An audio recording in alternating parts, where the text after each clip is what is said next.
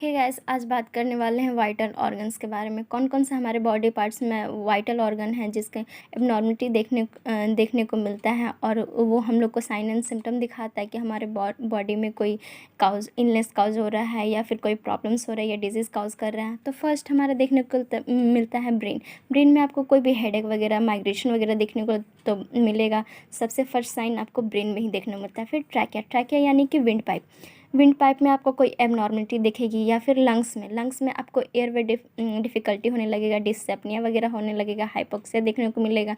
Heart में भी आपको जैसे कि जलन वगैरह देखने को मिलता है।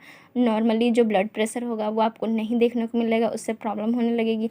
लीवर में आपका क्या इससे रिलेटेड हो जाएगा, मेटाबॉलिज्म आपका सही नहीं रहेगा, और आपका जो डाइजेस्टिव सिस्टम है उसमें भी आपको एबनॉर्मल देखने को मिलेगा, अच्छे से प्रॉपर से डाइजेस्ट नहीं हो पाएगा। और स्टमक जैसे कि वही रिलेटेड हो गया, आपका जब मेटाबॉलिज्म अच्छे से नहीं होगा तो स्टमक पे तो असर पड़ेगा ही ना।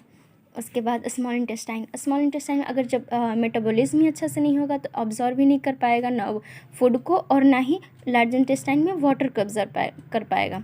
इसीलिए ये पूरे को हम लोग वाइटल ऑर्गन्स बोलते हैं, ये हमारी ह्यूमन्स बॉडी में। अब कुछ बात करते हैं पोर्टल ऑफ एंट्री के बारे में।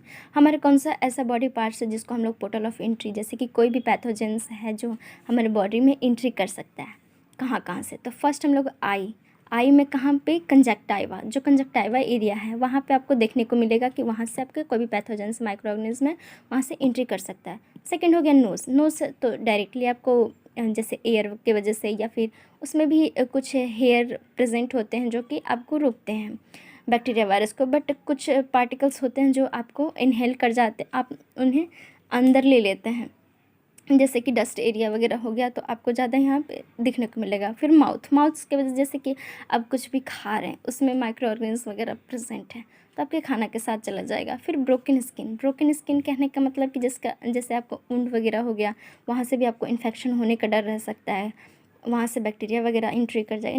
नीडल कहने का मतलब जैसे कि इन्फेक्टेड नीडल है उससे आप ले रहे हैं तो इन्फेक्टेड नीडल के साथ आपको डिजीज़ काउज कर सकता है।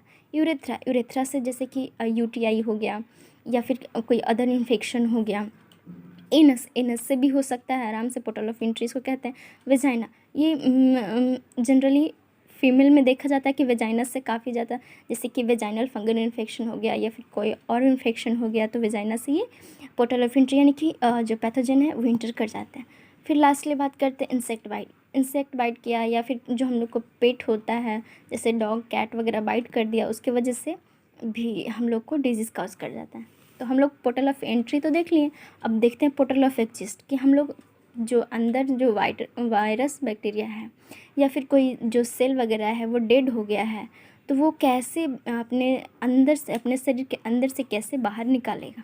तो फर्स्ट हम लोग का रास्ता दिखता है स्किन के थ्रू ही, जैसे स्वेट निकलने लगा या फिर जैसे कि पिंपल्स वगैरह हुआ तो जैसे सेल जो डेड कर जाता है वो स्किन के थ्रू बाहर निकाल देता है। फिर रेस्पिरेटरी, जैसे कफ किए, स्नीज किए या फिर बात कर रहे हैं उसकी वजह से जैसे कि ड्रॉपलेट इन्फेक्शन हो गया या फिर कम्युनिकेबल डिजीज़ होने लगता है तो यहाँ पे रेस्पिरेटरी देख सकते हैं। जेनाइटो यूरिनरी कहने का मतलब वही कि जैसे एसटीडी वगैरह हो गया तो इन्फेक्टेड होने लगता है, वहाँ से भी तो आपको निकलता है। फिर एलिमेंट्री कहने का मतलब वोमिटिंग हो गया, डायरिया हो गया, आपको वोमिटिंग होने लगेगा, एक्सेसिव वोमिटिंग वहाँ देखने को मिलेगा क्योंकि इन्फेक्शन की वजह से हो रहा है। ट्रांसप्लांसेंटल कहने का मतलब कि ड्यूरिंग जब मदर प्रेग्नेंट होती है, मदर की वजह से फिटस को क्या जो ब्लड ट्रांसफ्यूजन हो गया या फिर किसी और वजह से प्लासेंटा के थ्रू फिटस में इन्फेक्शन हो गया। तो आज हम लोग देखें कुछ जैसे वाइटल ऑर्गन हो गया, पोर्टल ऑफ एंट्री होगा, पोर्टल ऑफ एग्जिस्ट हो गया। तो कमेंट करके बताइए गाइस आपको कैसा लगा। Bye bye, thank you so much.